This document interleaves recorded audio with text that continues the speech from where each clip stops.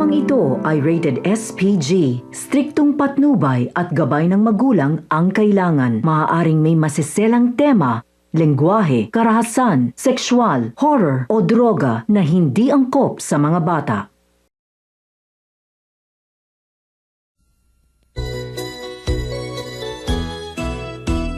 May tatlong bibe akong nakita, mataba, mapayat mga